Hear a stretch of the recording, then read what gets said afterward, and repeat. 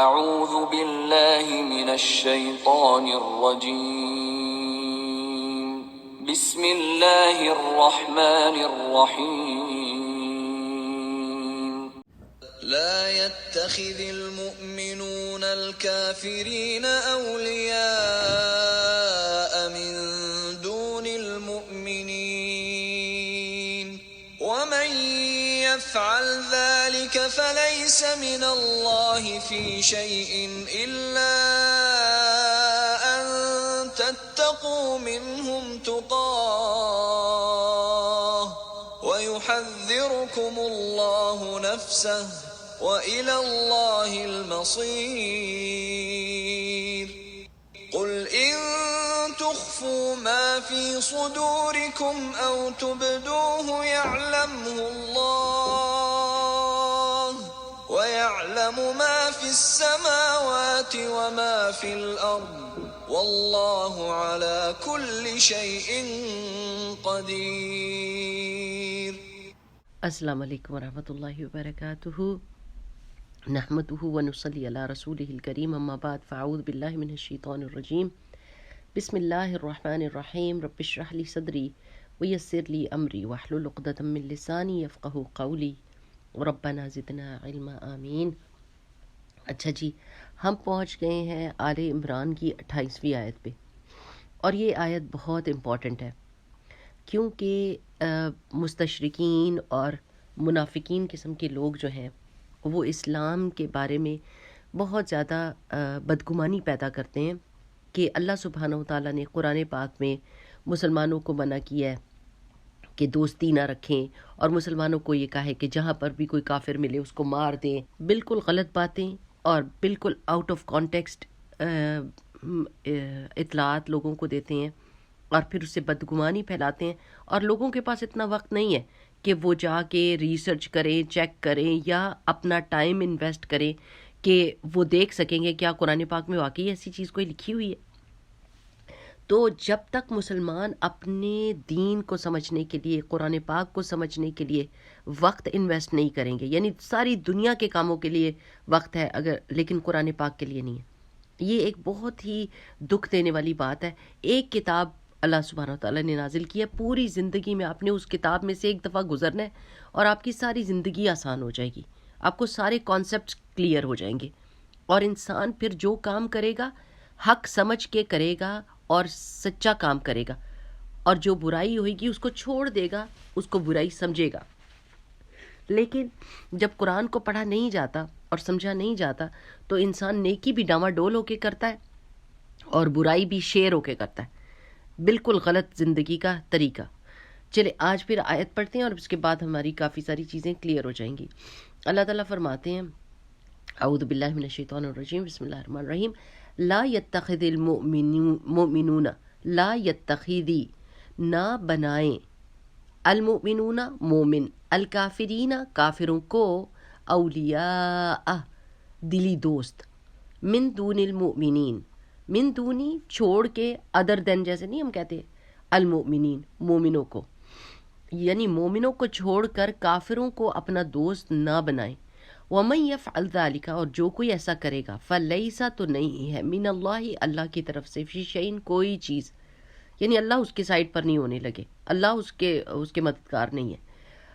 الا، لیکن ایک ایکسیپشنل بات بتائی ہے، مگر یہ کہ تم کافروں سے دوستی کس طریقے سے رکھ سکتے ہو، ان تتقوا کہ تم ڈرو، منہم ان سے، تقاہ یعنی ڈرنا. وَيُحَذِّرُكُمُ اللَّهُ النَّفْسَ، اور اللہ تعالیٰ تمہیں اپنے نفس سے خبردار کرتا ہے. وَإِلَى اللَّهِ الْمَصِيرُ، اور اللہ ہی کی طرف پلٹنا ہے. اب یہ جو بات ہے نا کہ مومنوں کو چھوڑ کے کافروں کو دوست نہ بنائیں، اس میں دیکھیں ہمارے تعلقات کے لیولز کیا ہوتے ہیں. ایک ہمارا تعلق ہوتا ہے مواسات کا، ہمدردی کا.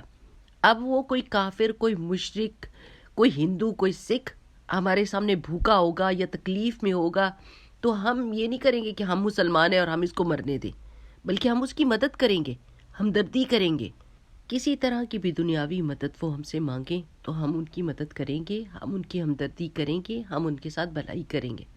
ٹھیک ہے، ایک معاملہ کلیئر ہو گیا، یہ سب کو سمجھ آ گئی نا کہ اگر کوئی بھوکا ہے، تکلیف میں ہے، بیمار ہے، یا سردی میں ٹھٹر رہا ہے، یا اس کو گرمی لگ رہی ہے، آپ نے اس کی کپڑوں کے ذریعے سے مدد کرنی ہے، پیسوں کے ذریعے سے مدد کرنی ہے، زبان کے ذریعے سے مورل سپورٹ دینی ہے، جو بھی آپ کر سکتے ہیں مواسات کے طور پر آپ کو اجازت ہے اور آپ کو کرنا چاہیے۔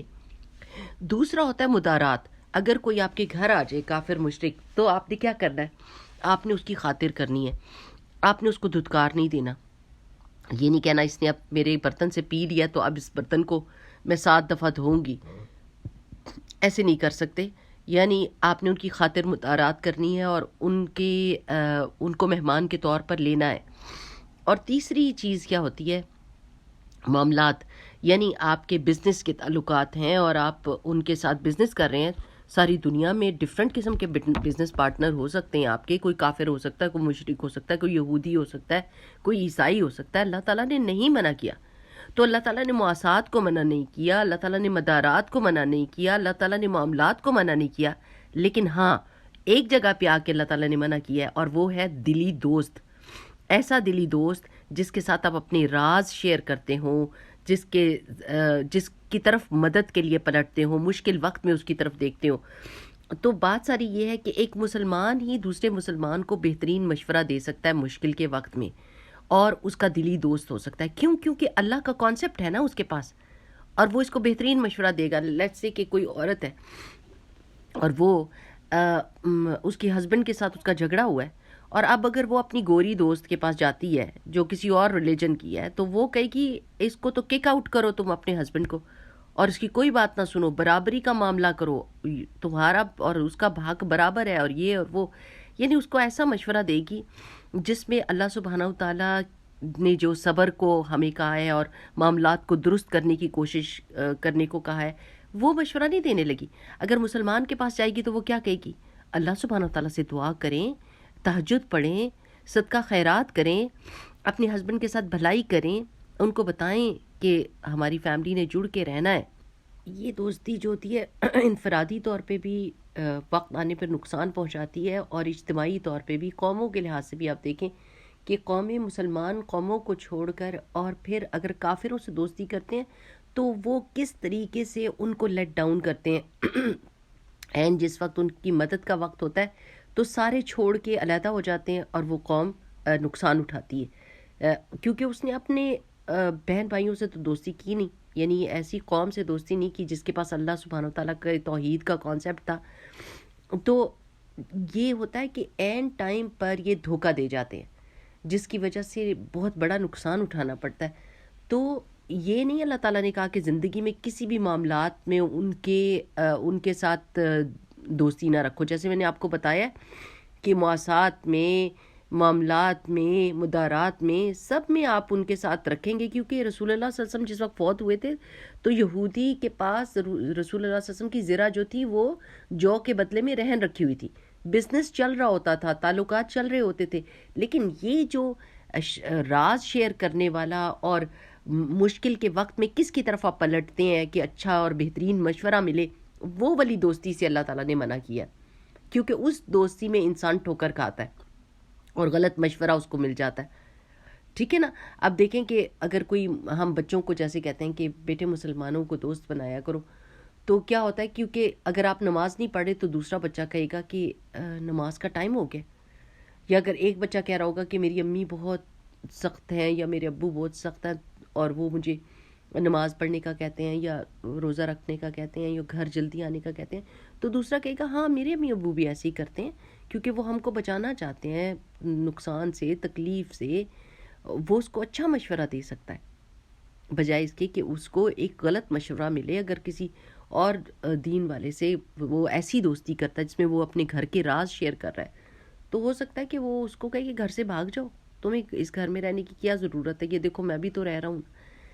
تو بس ساری بات یہ ہے کہ، اور ان کے ساتھ ظاہری طور پر دوستی کا تعلق رکھنے کی تب اجازت ہے جب آپ کو جان کا نقصان ہونے کا ڈر ہو، کہ اگر آپ کو یہ پتا ہو کہ زبردست نقصان پہنچے گا، تو پھر آپ اس کانسیپٹ کو آپ ایسے سمجھیں کہ جیسے امی ہوتی ہیں نا گھر میں، تو وہ کیا کرتی ہیں، اس کے ساتھ دوستی کرنی ہے، اس کے ساتھ نہیں کرنی، اس کے گھر میں جانا ہے اور اس کے گھر نہیں جانا، اس کے گھر کا کھانا نہیں کھانا، اس کے ساتھ باہر نہیں گھومنا.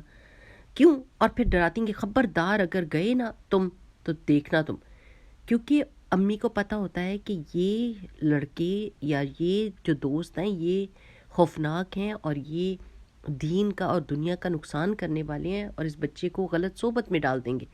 تو ماں ڈراتی بھی ہے اور پھر ایک ایسا حکم لگاتی ہے جو اس بچے کے اپنے فائدے کے لیے ہوتا ہے. تو بس لیس کمثلہ شیء، اللہ کے ساتھ کسی مثال کو جوڑا نہیں جا سکتا. لیکن سمجھنے کے لیے دیکھ لیں کہ اللہ تعالیٰ اگر ہمیں کسی چیز سے متنبع کرتا ہے، اللہ تعالیٰ کسی چیز کا ہم کو وارن کرتا ہے، ہمیں تو خبردار کرتا ہے، تو ہمیں پتہ ہونا چاہیے کہ وہ چیز ہمارے لیے ہی نقصان دہ ہے. اور یہ ٹھوکریں بڑے بندے کھاتے ہیں اور قومیں بھی کھاتی ہیں ٹھوکریں، کیونکہ عین وقت پر جڑیں کاٹنے والا کام کرتے ہیں، پیروں کے نیچے سے زمین کھینچ لیتے ہیں. انہی لوگوں کو جن کو یعنی مسلمان قوم کے لیڈر کو اپنا دوست بناتے ہیں کافر، اس سے سارے کام نکلواتے ہیں، اور جب اس کا کام ختم ہو جاتا ہے تو پھر کیا کرتے ہیں؟ پھر اسی کو اس قدر ذلیل اور خوار کرتے ہیں کہ ساری دنیا ان کے اوپر یعنی ان سے نفرت کرتی ہے، اور عین مشکل کے وقت میں اور مصیبت کے وقت میں ان کا ساتھ چھوڑ جاتے ہیں، حالانکہ انہی کی دوستی کی وجہ سے اس نے اتنے سارے غلط کام کیے ہوتے ہیں. تو یہ اللہ تعالیٰ نے منع کیا ہے کہ یہ کام نہ کرنا، کیونکہ اس سے تم کو خود ذاتی طور پہ نقصان پہنچے گا. اور اللہ سبحانہ و تعالیٰ اگر کسی چیز کے بارے میں خبردار کر رہا ہے اور کسی چیز سے منع کر رہا ہے تو اس کی حکمت کو سمجھنے کی کوشش کرنی ہے. اور اصل میں بات کیا ہے؟ وَإِلَى اللَّهِ الْمَصِيرُ، لوٹنا تو اللہ ہی کے پاس ہے. جو کچھ کریں گے وہ وہاں پر دکھا دیا جائے گا، بتا دیا جائے گا. اور اللہ سبحانہ و تعالیٰ ہماری بہترین ہمدرد ہے اور ہمیں ہر نقصان کی چیز سے بچاتے ہیں، ہمیں خبردار کر کے. ٹھیک ہے نا میری پیاری بہنوں؟ یہ چیز کا یقین ہونا چاہیے، اللہ سبحانہ و تعالیٰ پہ پکا اعتماد ہونا چاہیے کہ میرے رب نے اگر کوئی حکم میرے اوپر لگایا نا تو وہ میرے اپنے بھلے کے لیے. اللہ سبحانہ و تعالیٰ کو اس سے کچھ نہیں ملنے والا، وہ میرے اپنے بھلے کے لیے. ٹھیک ہے نا؟ جیسے گھر میں ماں باپ اگر کوئی حکم لگاتے ہیں تو وہ بچوں کے فائدے کے لیے ہوتا ہے. اس وقت تم نے ٹیسٹ پریپیئر کرنا ہے، ایگزامز کے لیے کوئی پارٹی نہیں ہوگی، کوئی باہر نہیں جانا، کوئی شاپنگ نہیں ہے، اور تم نے صرف اور صرف ایگزامز کو پریپیئر کرنا ہے. اب ماں باپ محبت کے مارے اور اس بچے کو دنیا میں کامیاب کرنے کی خاطر اس کے اوپر یہ اسٹرکٹ قسم کے رول لگا رہے ہوتے ہیں نا، لیکن فائدہ کس کو ہوتا ہے؟ ماں باپ کو ہوتا ہے؟ نہیں، اس بچے کو ہوتا ہے. ایک اور جو بات ہم کو دیکھنے کی ہے وہ یہ ہے کہ جب دوستیاں بہت زیادہ کلوز ہو جاتی ہیں نا تو انسان اس دوست کے رنگ میں رنگ جاتا ہے. اس کو وہی چیز بھلی لگ رہی ہوتی ہے جو دوست کو بھلی لگ رہی ہوتی ہے، اور اس کو وہی چیز بری لگ رہی ہوتی ہے جو دوست کو بری لگ رہی ہوتی ہے. اور کبھی کبھی دوست بالکل الٹی تھنکنگ کر دیتے ہیں، جو انتہائی غلیظ اور بری چیز ہوتی ہے اس کو بہت پسندیدہ بنا دیتے ہیں، اور جو بہت اچھی اور بھلی چیز ہوتی ہے اس کو انتہائی ناپسندیدہ.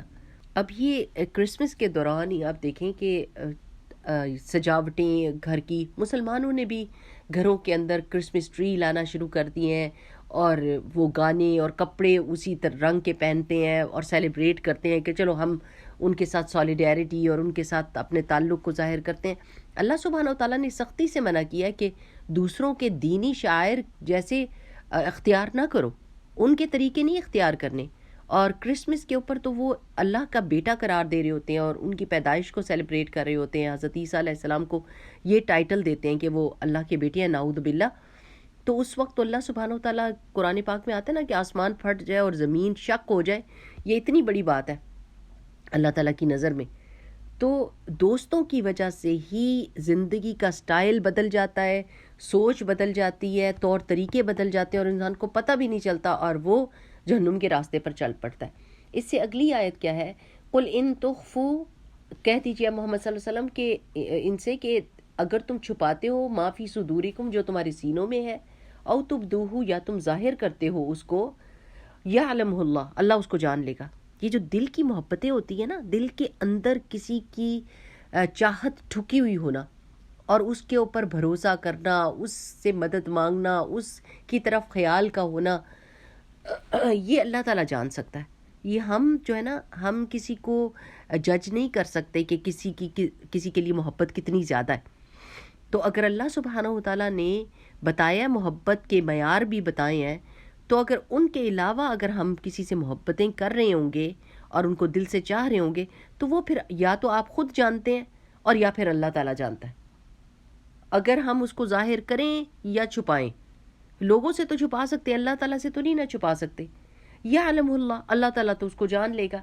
وَيَعْلَمُ مَا فِي السَّمَاوَاتِ وَمَا فِي الْأَرْضِ، ہمارا جو سینے کا راز ہے وہ کوئی بڑی چیز نہیں. اللہ تعالیٰ تو یہ 7 زمینوں اور 7 آسمانوں کے سارے راز جانتا ہے. یعنی کتنی چیزیں ہیں آسمانوں اور زمینوں کے اندر، کتنی مخلوق آباد ہے، ان کی تعداد، ان کی زندگی کی ضروریات، ان کا، حتیٰ کہ سلیمان علیہ السلام کے زمانے میں چونٹی نے جب ہاتھ اٹھا کے بارش کی دعا کی تھی، اللہ تعالیٰ نے اس چونٹی کی سن لی تھی. یعنی بلوں کے اندر اللہ تعالیٰ ان کو کھانا ان کا دیتا ہے.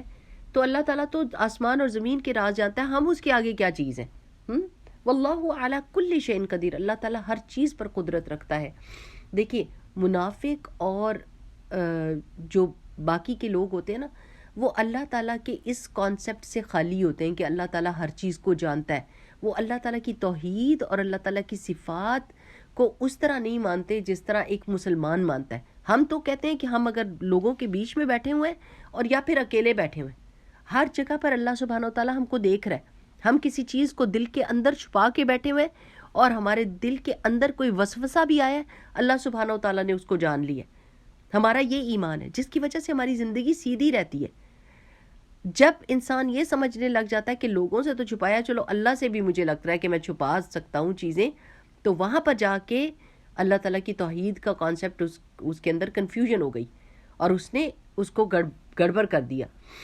تو اصل بات یہ ہے کہ اللہ سبحانہ و تعالیٰ ہمیں مومنوں کا ہی دوست رکھے اور ہم ان سے بہترین جو ہے نا باتیں سیکھیں، اور اللہ سبحانہ و تعالیٰ ہمیں باقی لوگوں کے ساتھ محبت، ہمدردی اور مدارات کی توفیق عطا فرمائے تاکہ ہمارے اخلاق سے لوگ متاثر ہو کر دین کی طرف، دین اسلام کی طرف آئیں. دیکھیں کتنی اللہ کے رسول صلی اللہ علیہ وسلم کیسے ان کے ساتھ تجارت کیا کرتے تھے، بہترین ایمانداری کے ساتھ، کیسے ان کی خاطر مدارات کیے کرتے تھے. کہ ایک دفعہ یہودی آیا اور رسول اللہ صلی اللہ علیہ وسلم کا بستر گندا کر کے تو چلا گیا اور اپنی تلوار بھول گیا. اس نے تو آنا بھی نہیں تھا، نفرت میں بستر ویسے ہی گندا کر کے چلا گیا. حالانکہ آپ کسی کے گھر میں آتے ہیں تو آپ جگہ صاف کر کے جاتے ہیں. اور جب وہ واپس آیا تو رسول اللہ صلی اللہ علیہ وسلم اس بستر کو دھو رہے تھے اور اس کی تلوار انہوں نے اس کو واپس کی. ورنہ دیکھیں کتنے پیار سے اس کے ساتھ معاملہ کیا، ورنہ کہتے کہ تم کس طرح کے مہمان ہو کہ پتہ ہے کہ ہمارے گھر میں ایک ہی بستر ہے، اس کو بھی تم گندا کر کے چلے گئے ہو. لیکن نہیں کہا نا. اسی طرح بزنس کے معاملات میں بھی آپ کو پتہ ہوگا کہ ایک دفعہ ایک یہودی تھا اور اس نے مسجد کے اندر آ کے رسول اللہ صلی اللہ علیہ وسلم کا گریبان پکڑ کے اور کہا کہ میرے پیسے واپس کرو، اور برے طریقے سے مانگ رہا تھا. تو حضرت عمر کھڑے ہو گئے اور انہوں نے کہا کہ میں اس کی گردن اڑا دوں گا کہ یہ رسول اللہ صلی اللہ علیہ وسلم سے کس طرح بات کر رہا ہے. تو رسول اللہ صلی اللہ علیہ وسلم نے فرمایا کہ اے عمر، اس کو بہترین طریقے سے مانگنے کے لیے کہو اور مجھے بہترین طریقے سے ادا کرنے کے لیے کہو. حالانکہ وہ قرض کی ادائیگی کا وقت نہیں تھا اور اس اس یہودی کو بھی یہ بات پتہ تھی، اور رسول اللہ صلی اللہ علیہ وسلم نے بہترین طریقے سے اس قرض کو چکایا. تو اس نے کہا کہ میں صرف یہ چیک کرنا چاہتا تھا کہ اس پیغمبر کے بارے میں ہماری کتاب میں لکھا تھا کہ یہ برائی کا بدلہ برائی سے نہیں دیتا، اور آج میں نے اس کو ڈسکور کر لیا کہ واقعی یہ وہ پیغمبر ہے. ٹھیک ہے نا. تو رسول اللہ صلی اللہ علیہ وسلم نے تو بہترین طریقے سے ان کے ساتھ معاملات کیے ہیں، بزنس ان کے ساتھ بہترین طریقے سے کیے ہیں، اور خاطر مدارات میں اور ان کے ساتھ بھلائیوں میں بھی بہترین معاملات کیے ہیں. لیکن دلی دوستی جو ہوتی ہے نا، وہ ایک خاص کنیکشن ہوتا ہے جس میں انسان دوسرے پہ بھروسہ کرتا ہے. تو یہ وہ لوگ ہوتے ہیں کہ جو عین ٹائم پر یا تو آپ کو غلط مشورہ دیں گے اور یا پھر آپ کے پیروں کے نیچے سے زمین کھینچ لیں گے. اور ایسا کتنے لوگوں نے دیکھا بھی ہے اور ایکسپیرینس بھی کیا ہے. سو یہ لاسٹ پارٹ جو ہے نا، یہ ولایت کا، ولی بنانے کا، کہ قریبی دلی دوست جس میں آپ مشکل میں اس سے مشورہ مانگیں، اس پہ بھروسہ کریں اور اس کی طرف پلٹیں مشکل کے وقت میں، وہ نہیں ہم کر سکتے. اور یہ بات اللہ سبحانہ تعالیٰ جانتا ہے. ٹھیک ہے. تو آئی ہوپ کہ آپ کو سمجھ آ گئی ہوگی ساری بات. اور یہ فیئر انف ہے، یہ فیئر انف ہے. یہ ہر گھر کی کہانی ہے کہ ہم اپنے بچوں کو بتاتے ہیں کہ کس کے ساتھ دوستی کرنی ہے اور کس کے ساتھ نہیں کرنی، کیونکہ ہم نے ایکسپیرینس سے دیکھا ہوتا ہے کہ جو لوگ برے راستے پر چل رہے ہوتے ہیں ان کے مشورے بھی برے ہی ہوتے ہیں. ٹھیک ہے نا. تو انشاءاللہ باذن اللہ. بارک اللہ فیکم. سبحانک اللہم و بحمدک. نشہد ان لا الہ الا انت. نستغفرک و نتوب الیک. السلام علیکم ورحمۃ اللہ وبرکاتہ.